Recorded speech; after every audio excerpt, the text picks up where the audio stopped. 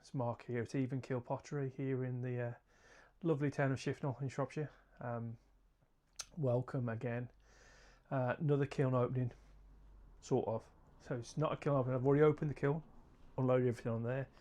The kiln's loaded back up with the next lot of glaze fire, and that's underway straight away. So more of a kiln reveal than a kiln opening. So I've seen all these pieces, obviously. And there's some good ones. There's only about 6 pieces. Again, I've only got a 43 litre kiln, so I have to be careful how I'm stacking things. Because of the size of some of these pieces, I could only get a few pieces in, but there are some really good results. Some dubious ones, but some really good results. So let's make a start. Let me just grab the first piece. Again, my attempts to peacock bowl, I don't like it. Really, the wife seems to like it, but I don't know. Let's get your opinion. Try to use some bright colours. Let's start with the outside first, because the outside is quite nice. So we've got on the outside is, I think it's honey float and bougainvillea. I think that's how you pronounce it. The spectrum glaze, which has worked really well. So that's a beautiful looking glaze. Hoping this camera's working today. I've got a new phone with a better camera, hopefully. So hopefully you should be able to see those glazes coming out perfectly. Inside, not 100% sure. Not 100% sure. What do you think, guys? Again, let me just hide my face so you can try and focus on that. I think it's missing something. I mean, there's a bit of bare clay in the centre there where it's sort of gone around the pattern, so I might dry something over the top of that. Anything you can recommend, just to get that bit more flowiness, maybe even an oatmeal or a honey flux or something over the top, just to get it flowing a little bit more. Not entirely sure about that, but I'm glad to say that's my least favourite of the kiln. So if you like that, then there's some nice stuff coming up. Second piece then, these are all for, I'm doing my first, I'm not going to call it a show, it's a local community fair, so it's a local festival. My band's playing at the festival, so I thought I might as well take the pottery along and see if people like it. It's the first time I've ever been out in the wild with my pottery, so hopefully people will like it. But just done a few pieces. I'm actually having a stall with my friend who's the lead singer in the band. She does flower arrangements, so I've tried to do a few pieces where we can sort of combine our talents and do something that works for both flower arrangements and pottery. So the first piece, little tiny teardrop vase, and again, let me get that in close. That is one of the, as you can see, there's a few pinholes in the top, nothing right the way down to the base though, so, and because it's a vase, I think we can get away with it as well. It's not going to be food safe, doesn't need to be food safe. But that is one of the Amico Kiln Ice glazes. If you remember in the last video I was having problems with this, and someone recommended that they put a white engobe, if you're using a buff clay, which this is, to put a white engobe underneath. I haven't got engobe, so I tried a one white underglaze, and it appeared to work. It seems to work, apart from those pinholes. It looks good. Cracks there. So this is the blue. This is the winter glass, the blue one. And again, let me try and get that in and get my face off the focus so you can see. Hopefully you can see those crackles in the glaze there. It's a pretty nice piece. I'm happy with that. I'm happy with that one than I have been with the Kiln Ice glazes recently. I can't for the life of me think of who told me to try the white, but I will tag you in the video. Thank you very much for your advice. It definitely worked. Definitely worked. So that's the second least favourite piece. Let's move on to this one next, and I'm trying desperately to think what this was. Again, another vase, another smallish, medium-sized vase, just so we can actually display some flowers in there as well.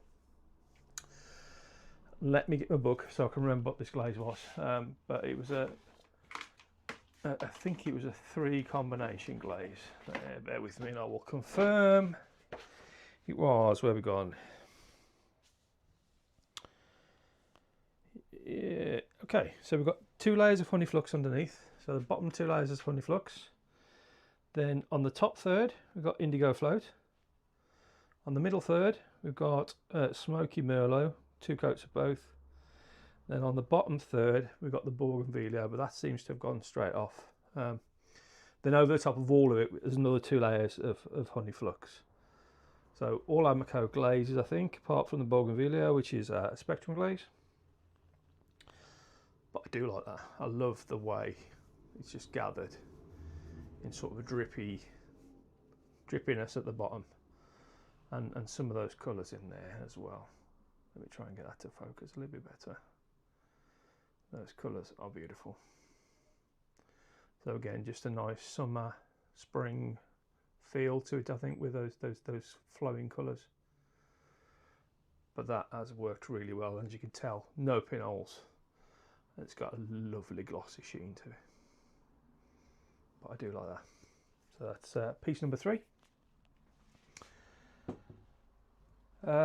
Piece number 4. So this is something I saw on a recent YouTube video. I'm trying to rack my brains. I think it was West 2, Lucy at West 2. She did a video with Jeanette from Far Forest, and they were looking at different glazes. And one of the glazes that Lucy mentioned was deep firebrick, which is one of my favourites. And she put that with, again, honey flux. And that's what I got doing the same technique. Not much of the red there. It's gone into a deep purple. I've got a little bit of red around the rim, but it's gone into deep purple. So I followed Lucy's advice. Thank you, Lucy, for that video. We've got 3 layers of honey flux all over. And then from there upwards, I think it's about that much. We've got 2 layers of firebrick, then an extra layer of firebrick, then an extra layer of firebrick again. So the top half's had 4 layers, that bit's had 3 layers, that's had 2 layers. And I absolutely love that. It does work really well over that bulbous form. So thank you very much for Lucy for demonstrating that one. Thank you. Right, as I said, only a few pieces, so final 2 pieces.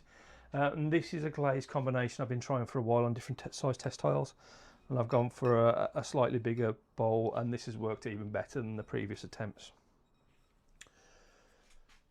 So what do you think of that?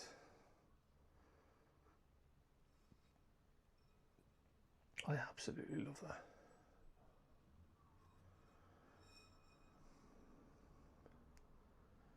So again, if anyone's seen the last few videos, what we've got in there is deep firebrick underneath. Deep firebrick underneath. On the inside, this is deep firebrick underneath.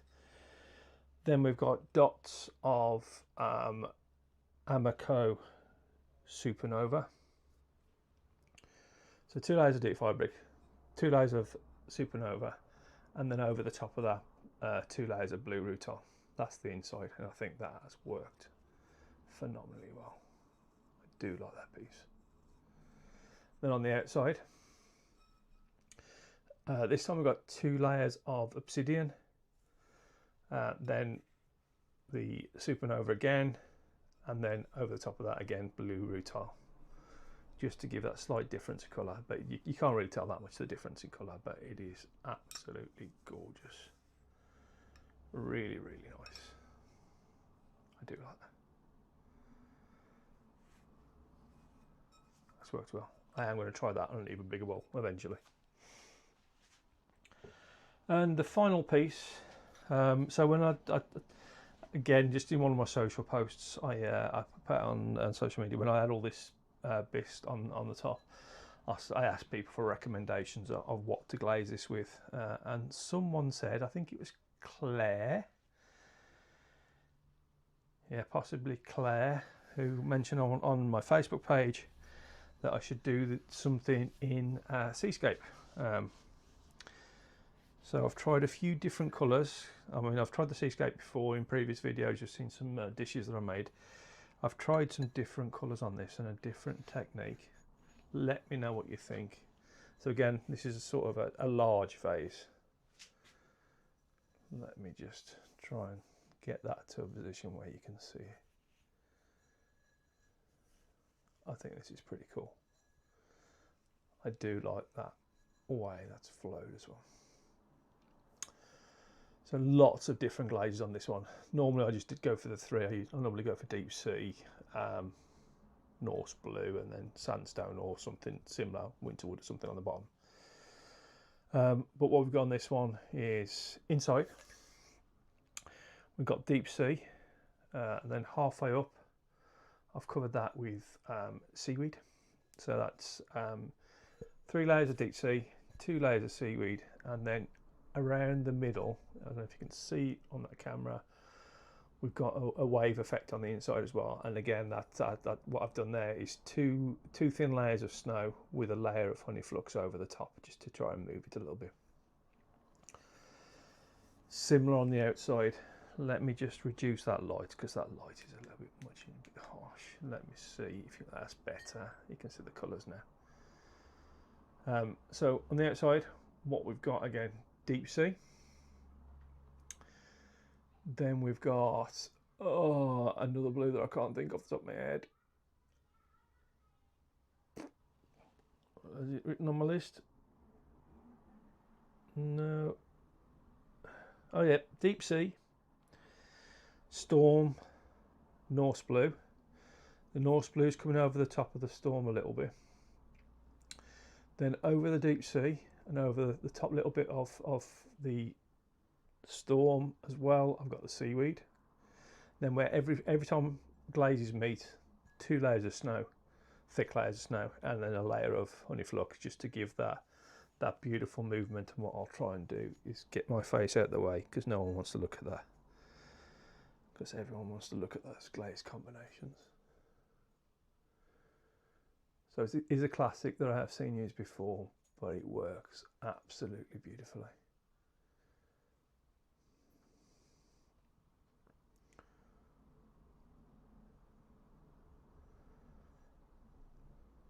There we go. So as I say, there's 4 vases, a couple of dishes there. If anyone's got any recommendations what to do with that to make it look a bit better. Yeah, nice colours, but yeah, I just don't know the way it's flowed. So anyone got any recommendations, please stick them in the comments. And as I said, the kiln's already back on. The kiln over there is already back on, with a couple more vases in there, and some plates, some drinking dishes and stuff, and some test tiles for future combinations. So hopefully in a few days time there might be another video. We have got a few pieces waiting to go in as well, so there will be a third kiln firing straight afterwards as well. So as normal, thank you very much for all your comments. Lots of people commented on the last video with some advice, so thank you to everyone that's commented. And feel free to just drop any messages in the comments, any suggestions. Yeah, feel free to drop them in there as always. But that's us done for now, and we'll speak to you all again soon. Cheers.